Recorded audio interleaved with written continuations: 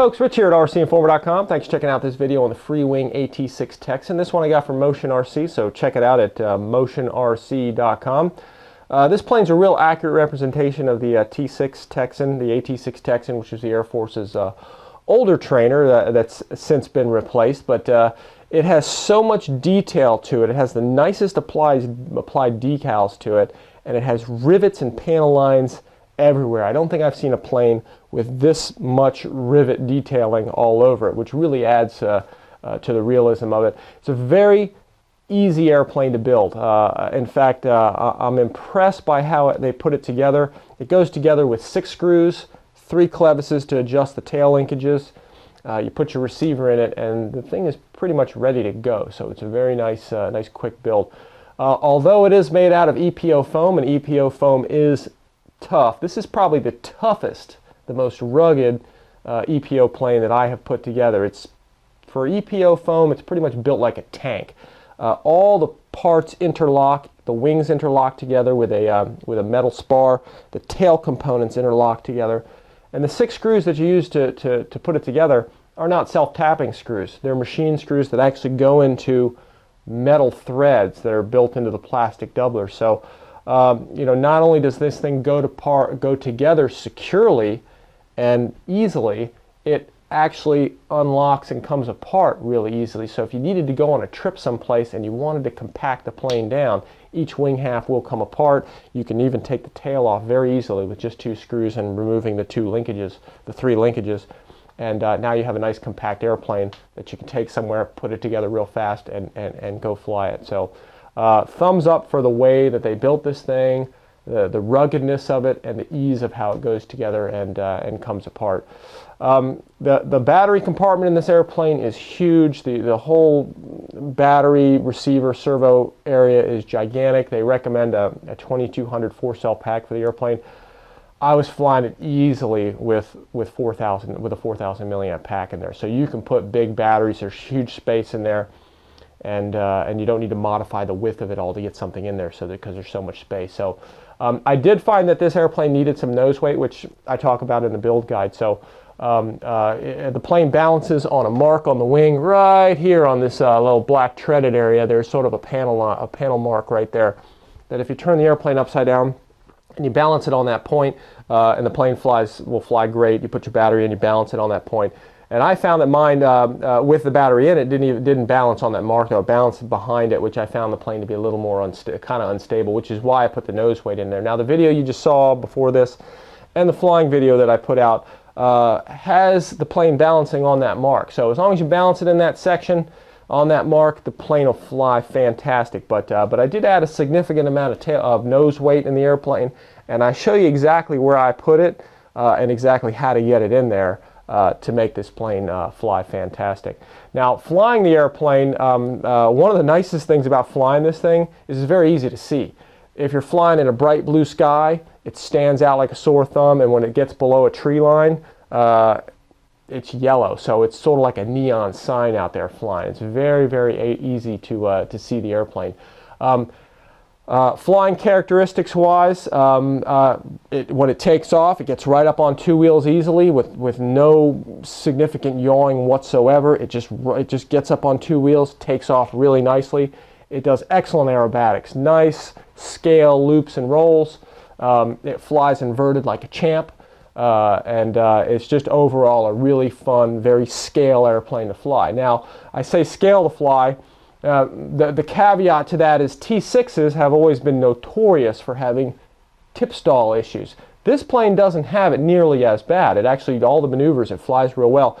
You just have to take it easy when you're landing the airplane. If you have a bounced landing that causes the nose to pitch up real hard, that's where tip stalls usually happen with things. So you just have to be careful when you're landing the airplane. It's not a bad idea if you do a wheel landing to do a really nice one. I know that's easier said than done sometimes, but if you have a bounce, you might want to turn that into a go-around instead of trying to save it, or at least push the stick forward to get the nose down so it doesn't go into a tip stall. Now, I had a few of those on landing with this thing, but this plane's so rugged that it just it takes the abuse of it.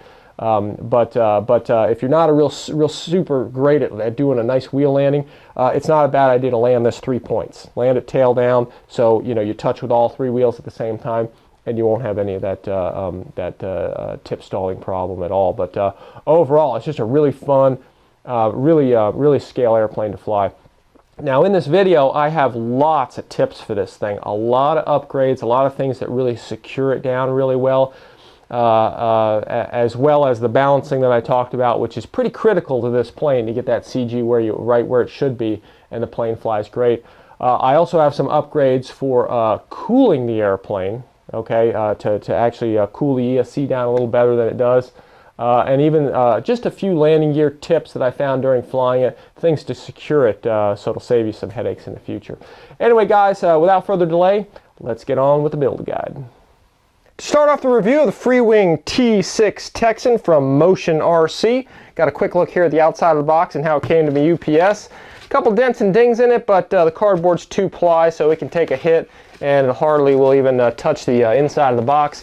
As we can see here, it's the T6 Texan, yellow plug-and-play version. It has FREEWING's typical packaging tape that they use on everything. Let's go ahead and get it out of the box and take a look inside.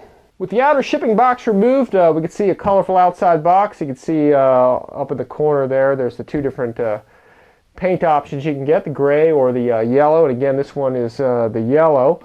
As I lift up the side of the box, you got all the dimensions and everything on the side. It gives you a full details of it. Let's go ahead and get the outer box off here and take a look inside.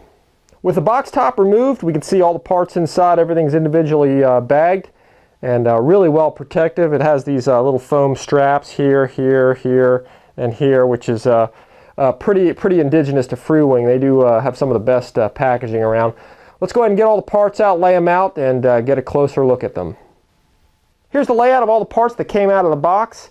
And I have to say, this is probably one of the best packaged airplanes I think I've ever seen. FREEWING makes use of a lot of these foam parts. Not only the bags protecting all the parts individually keep them safe, but they have all these foam dividers that keep all the parts from rubbing up against each other and keeps them from getting all dinged up. But anyway, it looks like a very simple screw together build, guys. Real nice quality of the parts. You get the fuselage, looks like a prop motor, and everything's already installed in it. The two wing panels with the retracts installed and servos installed. You can see the main spar running through there. FREEWING is the only place I know of that really uses a metal spar, and actually metal spar boxes in the wings. You can see the vertical stabilizer and rudder, horizontal stabilizer and elevator. You see a parts bag right here. And this is an Enrich Power 2200 milliamp 4-cell pack that I also got from MOTIONRC to power this thing. Anyway, guys, let's take a closer look at the individual pieces. Starting off with the fuselage, this whole thing's made out of EPO, and real tough stuff with this airplane. As you can see here, lots of riveting details all the way around it, and nice hard plastic cowling, nice motor detail with the prop and motor already installed for you, which is kind of nice. Real good engine detail I'm seeing in there. Along the top side here, really bright fuselage, real contrasty with the black and the yellow. One interesting thing, if you look at the pilots, for once, they didn't give us twins. They actually are different guys flying the airplane, which you usually never see. And instrument panel decal on there anyway, that you can take a look at. But real impressed that these guys, like I said, they're not clones, they're not brothers, they're two different pilots in the airplane, which is pretty cool. Moving along back here, nicely applied decals, nice panel lines, nice rivets all the way around. It looks like you can see the whole plug-in design of the rudder and elevator that goes into here, the fixed tail wheel, and the tail wheel steering servo right in there with a special horn to turn with. FREEWING makes these really nice linkages, my favorite ones in the whole industry. They just make a really streamlined and really durable clevis. As we move along back to the underside here, here's the 4 wing bolts. And what I really like about these is that they did put, it looks like anyway, metal screws down, or metal threads down at the bottom of that. So when you put your wing screws on to bolt your wing on, you're going into a nice metal thread. So that leaves this thing open to doing a whole bunch of aerobatics and inverted flying and all that kind of stuff with it. Real typical of FREEWING's cockpits. They have this little plastic tab that you grab to pull up on, and that's how you get inside the cockpit. Rare earth magnets all the way around this thing. A nice tongue and groove design in the front, this is my favorite setup when they do it like this. Tongue and groove up front, and magnet in the back, and it secures nicely on there. Anyway, taking a look inside the inside compartment here, we can see the motor way up front there, and they went ahead and already lined this thing with some Velcro to attach your battery to if you want to. There's the throttle line off the ESC. Looks like a real Dean's connector, actually, not one of the plasticky ones. Looks like definitely a genuine Dean's connector on there to the ESC that's buried down in there. And this is a little channel open here for cooling. And you can see the servos inside as well. This one's the elevator, which actually has two rods that go back to both halves of the elevator, which I really like. And this Rudder Easy connector, which I'm really liking on FREEWING's models. Their Messerschmitt 262 has this as well. And it's an easy connector that's attached from both sides, top and bottom, so the thing doesn't rock back and forth. It just makes for a much more positive control. Anyway, guys, real great quality on this thing. Nice exhaust scoop, or nice exhaust stack in the back there. Looks like a really good quality on this thing. Let me go ahead and get the canopy back on here. Again, love the tongue and groove design. Overall, guys, really nice quality. Super tough fuselage. Here's a close-up of one of the wing panels. Real impressed with this thing. Nice decal application and nice detail. Rivets and panel lines all over this thing. Starting at the root here, pretty typical of FREEWING. They mount all their wires usually in the spar box just to kind of store them in there while the thing's being shipped. And you can see the metal spar that fits into the square spar box that goes in real securely. And both wing halves will go together without glue because this thing's really tough in keeping it together. You can see the holes here where the wing bolts are going to go in. They're going to go in here, and one's going to go in the landing gear well. And again, they're going into metal threads in the fuselage. As we move along this thing, real impressed with FREEWING and their horns. They paint them all to match instead of having this ugly white thing sitting there. So they painted that thing yellow to match, which I just love the way they do that. You can see one of the spars in here in these little channels running all the way up this wing. I did notice that as I try and bend this thing, it's very rigid. You can just tell that there's a metal spar in there that keeps this thing from flexing. So this thing should maneuver really well. Typical of FREEWING servos and linkages. Love the linkages they use on these things. Again, I think they're the best around. Very typical FREEWING hinges. These drop-in T-fittings. Again, they look a little funny because you see that T opening, but on their assembly line, I think it makes it a whole lot easier for them to glue these in, and it makes for actually a much better alignment of the hinge and the control surface. Optional flaps, if you want to put them in, you can, mounting a servo here, running the wire along here, and somehow cutting the flap and then making it move along this hinge. But this plane probably doesn't need it, but for those who like the scale detail, you can go ahead and add a flap to this thing easily with two servos and some linkages. The retract mechanism, same retract mechanism with suspension that they use on FREEWING's B-17. With the exception of they changed the color of it and they put a door on it. Nice metal trunnion in there, which should make for landing this thing on any surface, in particular grass, pretty good thing to do, pretty easy thing to do. Anyway, guys, overall, there's your wing panel. Real impressed, and super nice quality. Here's a quick look at the vertical and horizontal surfaces. Real tough stuff, guys. Real nice detail. 3 hinges along here. Nice painted horn and everything. Again, it doesn't get too much better than this. Nice details and nice decal applied. Same thing on the elevator. This whole thing is really meant to just tongue and groove and fit together really nicely. And as you can see with the elevator, Same hinges and nice painted horns and everything, so it all matches. One thing I have noticed about this is it has a lot of these little molding marks along here, which is kind of unusual for it to have so many, but the quality of foam is really nice. And that's only on the underside. The top side only has maybe a few here and there, but overall, guys, really nice quality and very nicely made EPO parts. One of the last items here that FREEWING is real good at is giving you a real nice parts bag. They usually include a nice screwdriver like this with a couple of different Phillips heads that you can add, that you can put in there, and you can add this thing to your toolbox. It looks like they might have given some extra linkages too if you wanted to add flaps, so it's nice that they included that. But you can see the wing doublers in here, and just a couple of Y harness probably for the ailerons and the wing bolts and stuff like that. So anyway, real organized. Everything's listed on the bag, what's inside, very organized and ready to be put on the airplane. One of the last items to show you is this Enrich Power 2200 4-cell 30C pack that I got from MOTIONRC.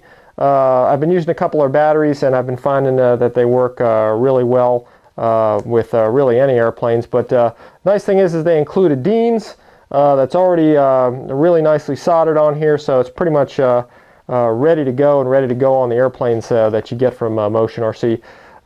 Here's a look at the instruction manual. Last but not least, here it is.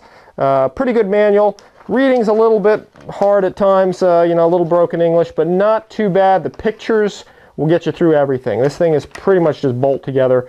Not too much involved with it. Should be able to get this together really quickly. I didn't see anything complicated in here. It's all pretty straightforward. Most important thing here is the center of gravity. You can see it shows here. It's 70 to 80 millimeters back from the leading edge, which is pretty typical. And I'll report on that if that gives me any problems, but that looks like that's in a pretty good place. Real good specs on the back, give you some details to the parts and how some of these things all go together. Anyway, guys, that's it for the parts. This thing goes together pretty fast. I'm going to go ahead and put mine together.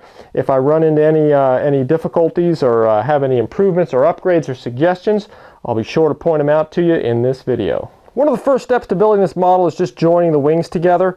You notice here I marked the center point of the main spar, and it's probably not a bad idea to do that because one of the things I found is when you put this in, you notice that the wing will go, the spar will go in way past the center point. So you're going to want to mark it. It does fit in there really tightly, so probably don't have to worry about it slipping, but you're probably going to want to mark it and make sure your wing goes in there so there's an even amount going out one side and an even amount going out the other side. It's about 14 inches long, so it's roughly about 7 inches to mark the center point of the spar. As you can see here with the center point of your wing spar marked, you can go ahead and put the two wing halves together. They didn't mark the wires, but there's only two out of each wing. One's an aileron and one's the retract channel. You just Y harness them together with the Y harnesses that they supply for you. And you go ahead and you plug this thing together. You just go ahead and squeeze together. The mark doesn't have to be exactly in the center, but as long as it's pretty close to the middle, you know you'll have an even amount of spar going in each side. So, and that's pretty much it for getting this thing together. You just want to make sure that you don't have any pinching of the wires between the wings. But that is pretty much it for the wing assembly. Using a servo tester, you extend your retracts, and what it does is it reveals these two wing reinforcements where the front wing bolts go on, and then the rear wing bolts, you go ahead and you install this doubler in here. You put these 4mm screws and these 4mm screws in, and your wing is completely done and installed. They don't show this part right here during the assembly process, but in the back this is just sort of an air intake, maybe for carburetor or something. It's just something that you'll glue on. It's in the back of the instruction manual, and you just put that in place. And as you can see, this is a really super rugged design, guys, and you can take the wing off with 4 screws, pull the aileron and the retract servo out of your receiver, and you can easily transport this plane. But overall, guys, I'm real impressed with the ruggedness of this design. It really is a solid wing attachment. Once you have your wing bolted onto the airplane, the whole tail goes on easy with absolutely no glue. All you do is you put your elevator right on here. There's a single screw that goes straight down through the center and it self-taps into a piece of plastic. And then the rudder very nicely has a tongue and groove design. It tongues into the front and it folds right back down, and it just rests actually goes pretty tightly into the notch in the elevator. And then a single screw is going to go right up here. And as I'll flip this thing around so you can see it, you can see where the screw fits right in down underneath here. They do make you put that little piece of plastic in there as a doubler, and that also self-taps into a plastic threaded tube in there.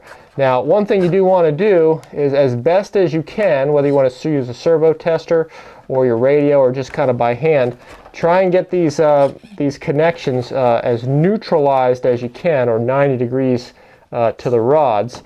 And this one's for the elevator, and this one is for the rudder. You just loosen your screws and you connect back here all of your linkages. Your rudder right here and your two elevator linkages right here.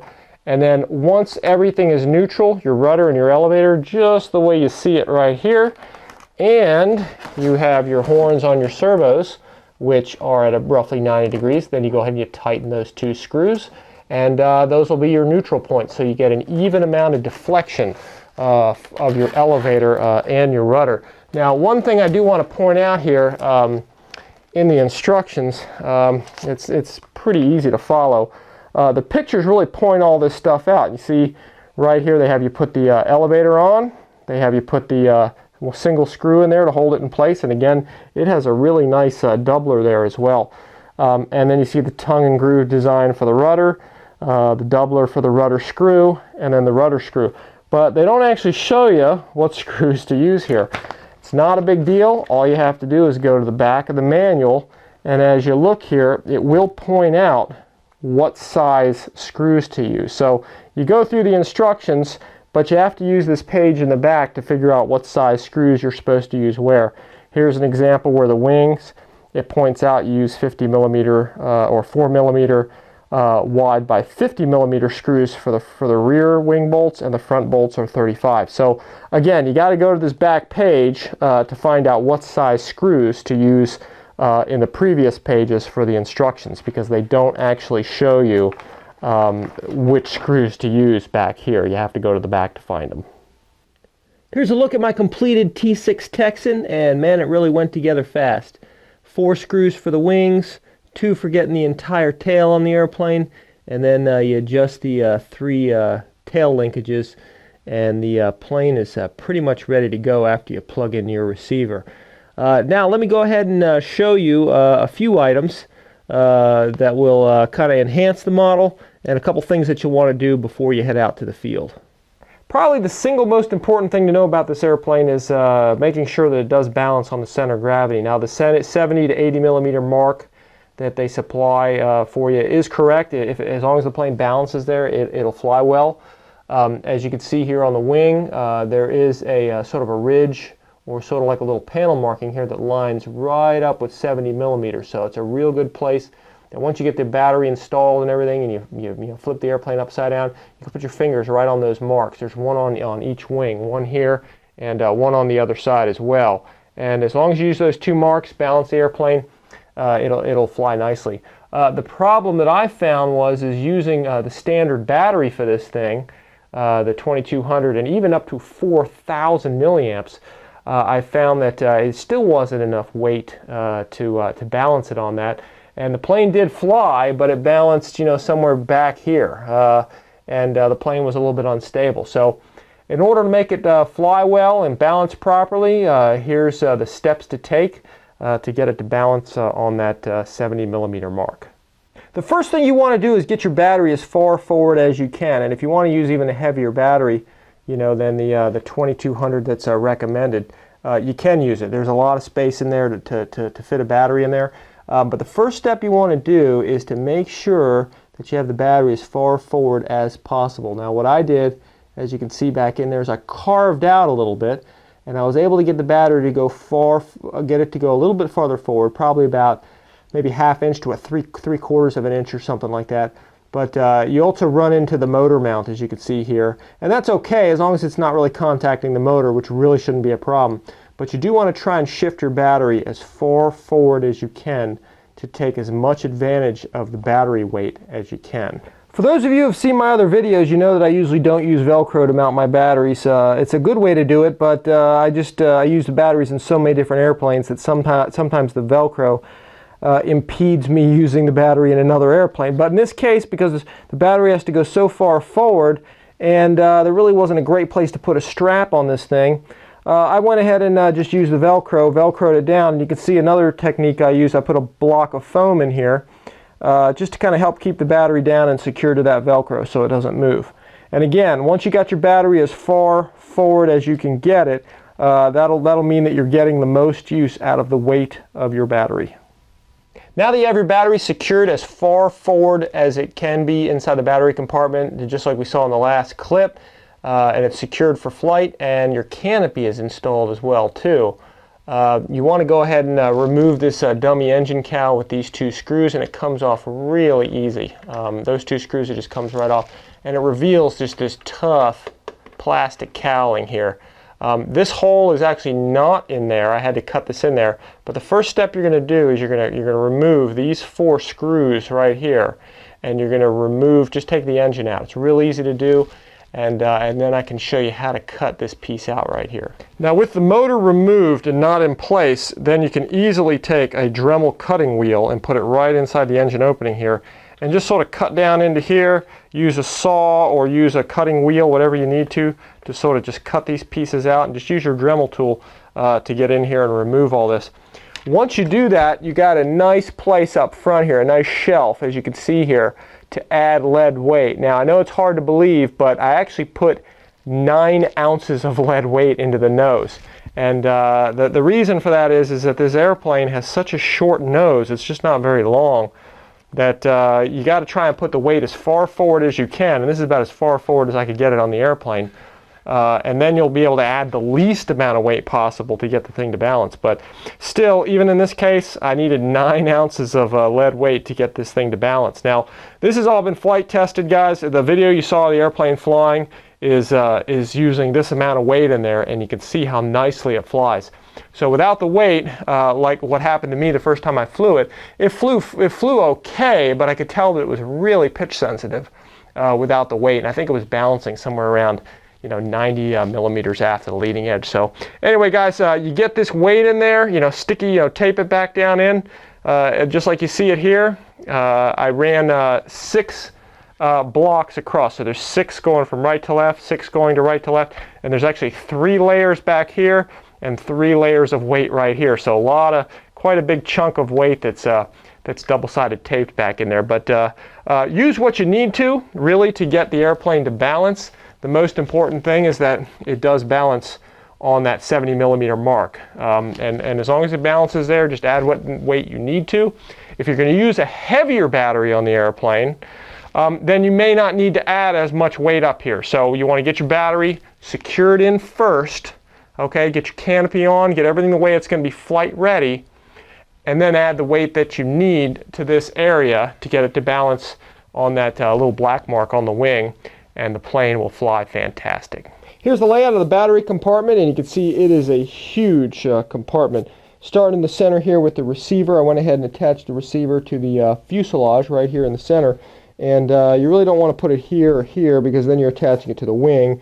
And if you do want to remove the wing, then your receiver is going to be stuck to the wing and not the fuselage. So once that's attached there, you can see here I have these 2 wires running here that are attached to the elevator and the rudder.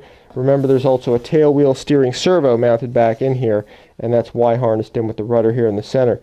From the front or from the middle here, the Y harnesses for the retractable landing gear and the ailerons, they plug right into the receiver here.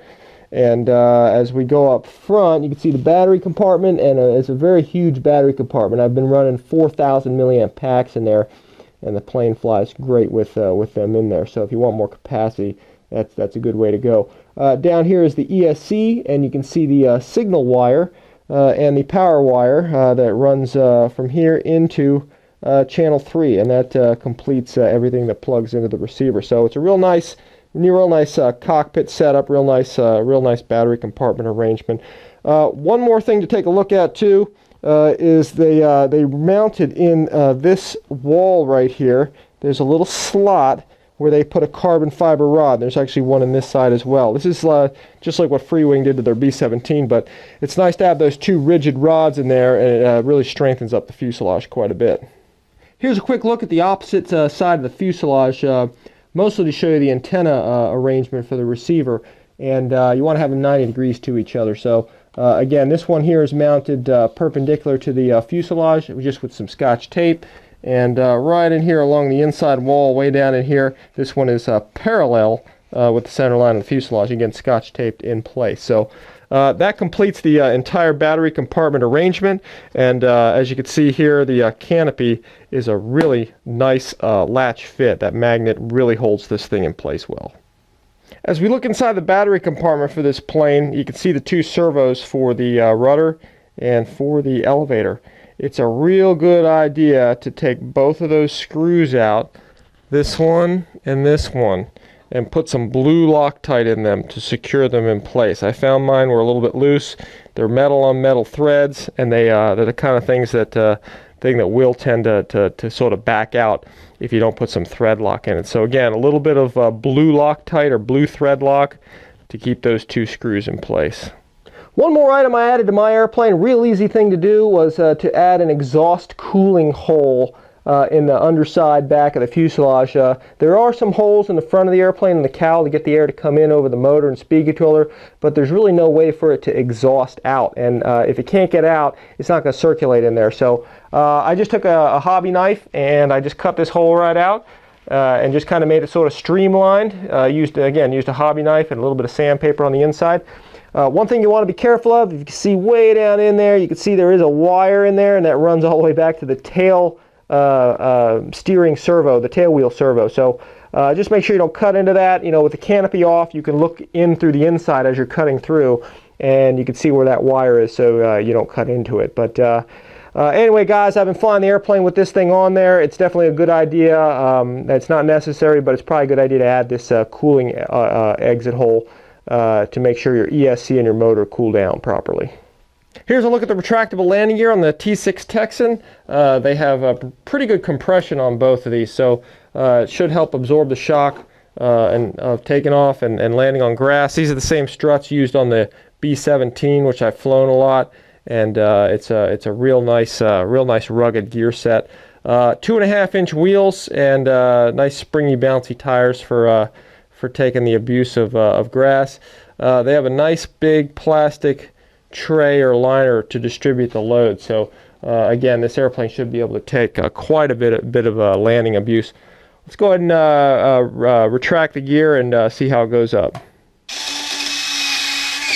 All right, and you can see everything retracts real nicely. The doors really help cover it up quite a bit. You can see there's metal trunnions throughout this whole thing. So real rugged gear. All right, and there it is extended. Again, guys, this whole thing worked right out of the box, pretty much just the way you see it. Before heading out to the flying field with this airplane, it's a real good idea to secure the E-rings on the main wheels. And as you can see right here, there's 3 E-rings right here, here, and here. And those hold the suspension components in place here, and there is some compression to the landing gear here. But what will happen is these E-rings are often very loose and can fall out. And you can see what I did is I just globbed some contact cement on them. And often these E-rings, these are the kind of things that will actually fall off the airplane as you're taking off and landing. And you lose that little E-ring and the little pin that goes through there, and you're going to sort of be grounded for a while till you can find replacements for them. The nice thing about this is if you do need to take the gear apart at all, you can just grab your finger, just sort of peel that contact cement off, and you'll be able to get the gear apart. But again, just a little bit of contact cement on these 3 E-rings will keep them in place and keep them from falling off the plane. Now, one more important item to note about the landing gear on this airplane is that at the base of the trunnion there's several set screws that you may or may not have to check on this thing to make sure that they're lined up with the appropriate flat spots. Now here's a look at just sort of a generic gear. It's pretty much the same thing as this, but you can see there's a set screw right here, and there's a set screw right here. Same thing in this one. So you may have to remove these screws, these 4 screws, if you find that your retract is actually rotating a little bit, and check to see that those set screws, the one down there and the one down there, are actually going into and contacting a flat spot. You may also need to check this screw right here and the other one on the back side, also to make sure that the set screws are contacting a flat spot. So, you know, with this wheel, if you find that this retract strut is rotating, okay, and this whole thing could turn out to rotate on you. Mine did a little bit. And again, I found out that these 2 screws, this one and this one, were just a little bit loose, and they weren't quite lining up with the flat spots on the shaft. Same thing with these 2. So I did make a separate video on how to install set screws that really kind of talk you through this, and essentially all it does is it shows you how to actually file a small flat spot on the screw itself, on the set screw, and kind of helps, and that flat surface on the screw will actually contact the flat surface on the shaft and keep the whole thing from rotating. So, but keep in mind that there are 4 screws here, 2 in the bottom and 2 right here, that you may need to check on and make sure that those flat spots are contacting each other, and to make sure that this thing doesn't rotate. And again, check out the video I made on installing set screws, and it'll really give you some good detail on how to do this to your plane and keep those struts from rotating. Here's a pretty important upgrade that I discovered for my T6, and it began to develop after only doing a lot of landings with this thing, but I began to get quite a bit of play in my strut of my landing gear. And what you have to do is just remove the screw right down here at the bottom, which looks like this, and you go and take that out, and this thing, the whole door pops right off. And what I found in here was this screw right here in particular, and let me zoom in on that for you. It's a very short screw. There's not a lot of metal that it threads into, and you can see this whole collar starts moving. This screw ultimately will strip just the way you see it. It'll pop out, and then this whole thing will start rotating. So what I'm going to do is show you a way to secure that. The first thing you're going to want to do is remove the E-rings on the back of this pin and this pin right here.